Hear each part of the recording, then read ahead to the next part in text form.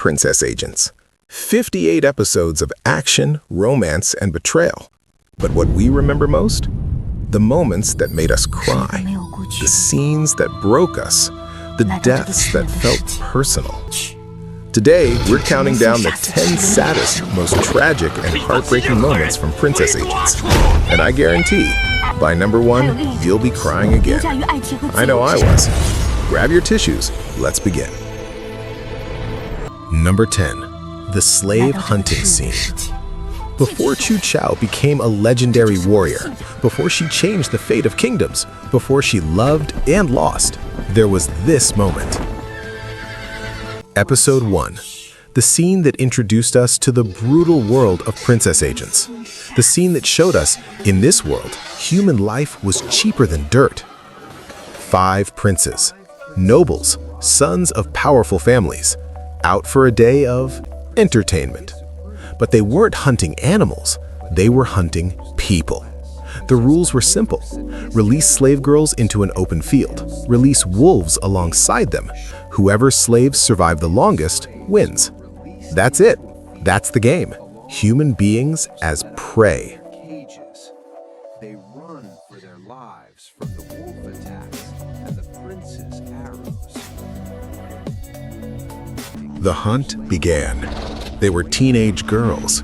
Girls who had done nothing wrong except be born poor. And now they were running for their lives, from wolves, and from something worse, the princes themselves.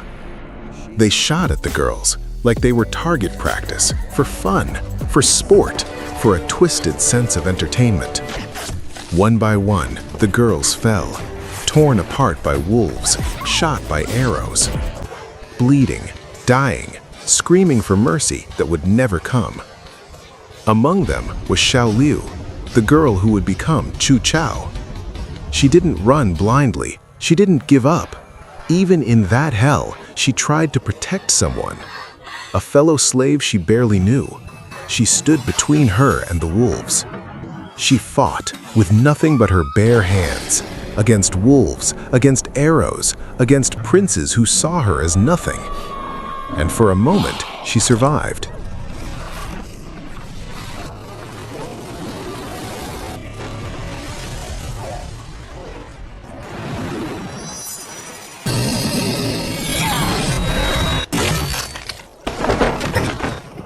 But the girl she tried to protect didn't make it.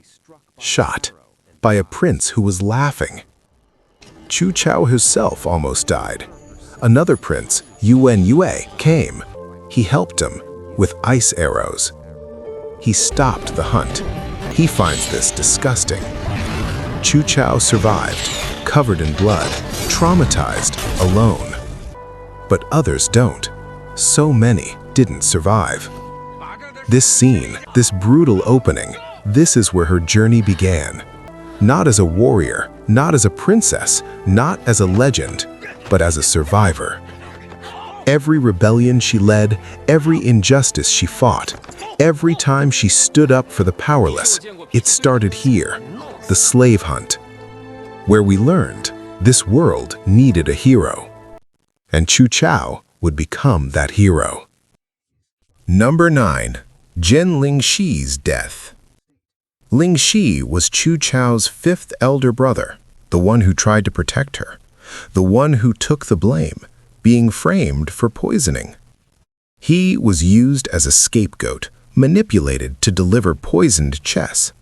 He had no idea what he was carrying, and when Yuwen discovered the truth, he had a choice: save his grandfather or save LinXi. He only had one antidote. He chose his grandfather, but to spare LinXi a painful death from the spider poison, he killed her himself. Unfortunately, Qiao watched her brother die, believing Yuwen was a murderer, not knowing he was showing mercy. The sadness? LinXi's death was so pointless. He was innocent. The tragedy? Qiao and Yuwen's relationship was damaged over a mercy killing neither could explain. Number 8. Yueqi's death. Yueqi, Yuan Yu's most loyal guards. He served faithfully, protected his master, never wavered. And then, in a fight against Cheng Yuan, Yueqi was killed, brutally, unexpectedly, by a coward.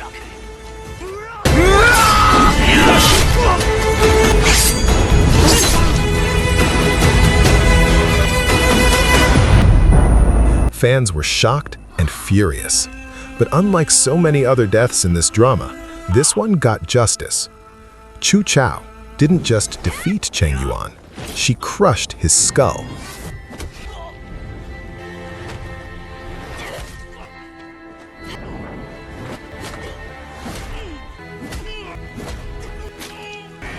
Revenge delivered. For Yueqi, for everyone Cheng Yuan hurt, for the audience who demanded it.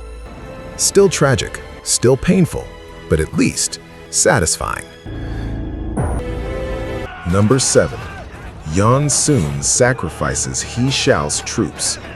He Xiao and his Shu Li troops were tough warriors who served YanXun with unwavering devotion. They swore loyalty to YanXun. They believed in YanXun. They trusted him with their lives. YanXun ordered them to fight the Wei army. YanXun exited through the fortress gate. He gave his troops an order: close and lock the gate. The gate closed and locked. He Xiao's army was trapped. In front, the Wei army blocked the way. Behind, the gate was locked. There was no way out. There were no reinforcements. They had been abandoned, used as a bait, left to die. Qiao asked YanXun, "How will they get out?" YanXun's answer? Only silent, because he never intended for them to survive. Qiao couldn't accept it. She defied YanXun's orders, rode back alone, and saved them, alone. He Xiao's troops survived physically, but something died that day. Their trust, their loyalty, their belief that their commander valued their lives. And for Qiao, she saved troops, but she couldn't save something else. Her belief in YanXun. She saw it clearly.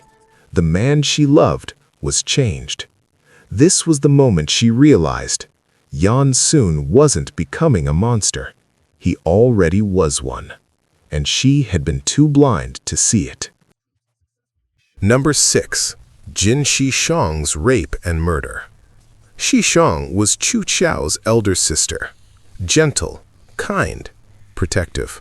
When Qiao was selected to serve grandfather Yuwen, everyone knew what that meant: rape, torture, death. Zhixiang begged to take her place. "Let me go instead. I'll protect our family." She was given beautiful clothes, makeup, made to look pretty for her death. And then, the monster arrived. What happened next was too brutal to show. Zhixiang was raped, murdered, discarded like trash. When Qiao found her body, the guilt, the rage, the helplessness. This was too heartbreaking. She died protecting Qiao, and it showed us this world had no mercy for the weak. Number 5. YanXun's tragedy. YanXun, the princess who loved the wrong man. After YanXun's rebellion, she chased after him, believing in love, believing he'd come back to her. But she was raped by YanXun's rogue soldiers, by multiple men. When Qiao found her, deeply traumatized by what had just happened to her. Not just she physically, didn't expect that YanXun and his men spiritually would be destroyed. In her madness, YanXun blamed the wrong person. She saw YanXun left with Qiao, fighting beside him, and she became convinced Qiao had stolen YanXun from her. She couldn't see the truth. YanXun had abandoned them both. In rage, she stole the imperial seal, brought the imperial army to kill Qiao, the woman who saved her.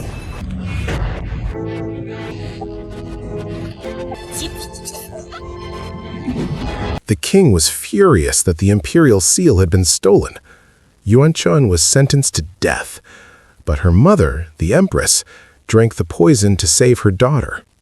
Overwhelmed with grief and anger, YanXun tried to kill her own father, the emperor who caused all this suffering.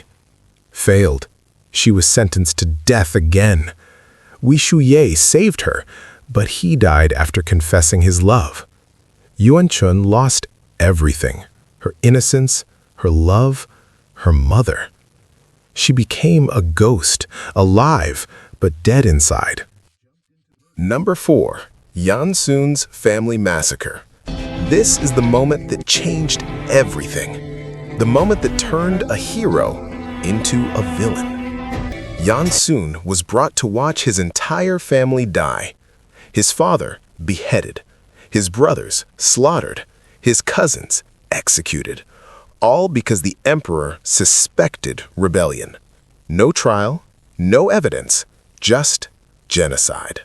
His mother gave one final speech, defending her husband's honor, proving his loyalty to the Wei nation. And then she ran headfirst into a pillar, killing herself in front of her son. YanXun's scream, raw, primal, destroyed. This wasn't just sad. This was the birth of a monster. From this moment on, YanXun was no longer the gentle prince Qiao loved. He became revenge.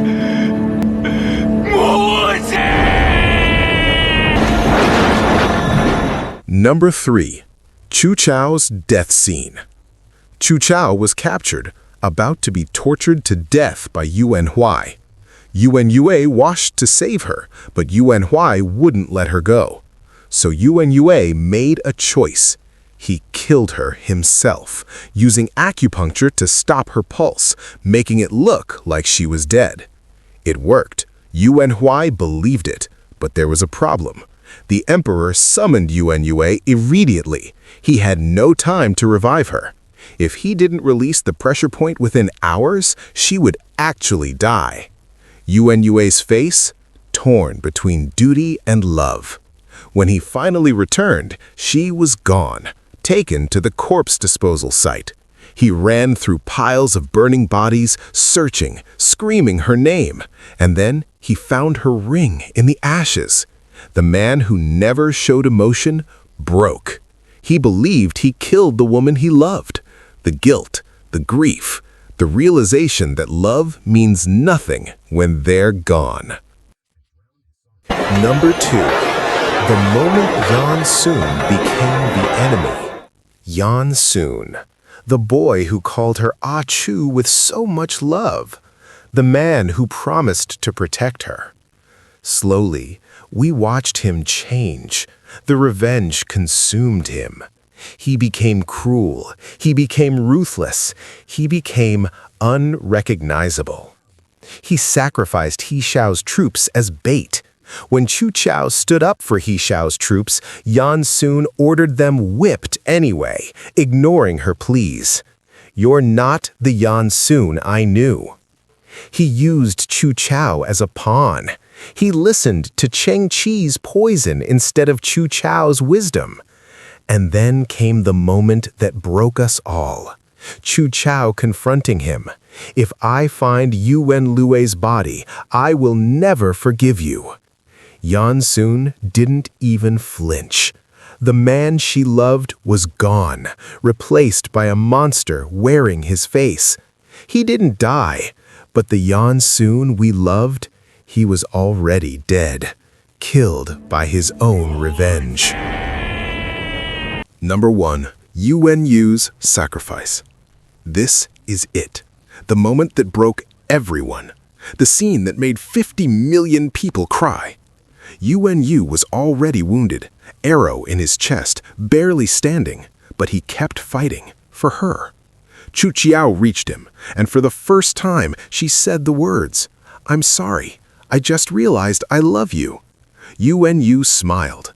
After years of silent suffering, he finally heard the words he'd been waiting for. And then, YanXun released the arrow, direct hit, blood pouring more from his chest. The ice began to crack. They were falling, sinking. With his last strength, Yuwen pushed Qiao to the surface, sacrificing himself. He sank. Down, down, into the freezing darkness. Qiao screamed his name, but he was gone. The man who loved her in silence, who protected her from the shadows, who gave everything, was gone. And as Qiao's memories returned, she realized everything. Every sacrifice, every protection, every moment he loved her when she didn't even know. For 9 years, we didn't know if he survived. For 9 years, we carried this pain. This wasn't just sad, this was devastating. Because Yuwen got what he wanted. He heard, "I love you," but he didn't get to live with that love.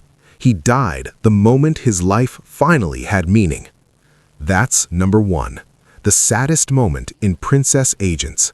The moment that defined a generation of CDrama fans. And those are the top 10 saddest moments in Princess Agents Season 1.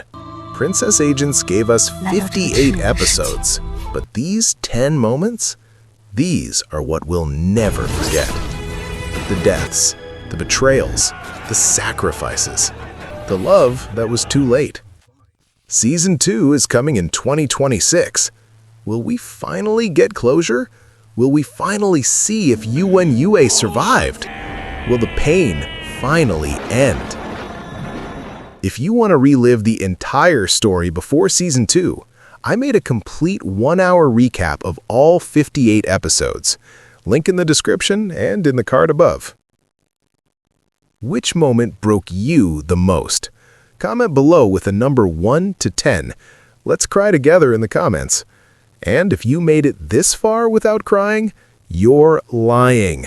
Smash that like button if you're still not over this drama. Subscribe for more Princess Agents content and Season 2 updates. And remember, some dramas you watch, some dramas you feel, but Princess Agents you never forget. See you in the next video. Now, excuse me while I go cry again.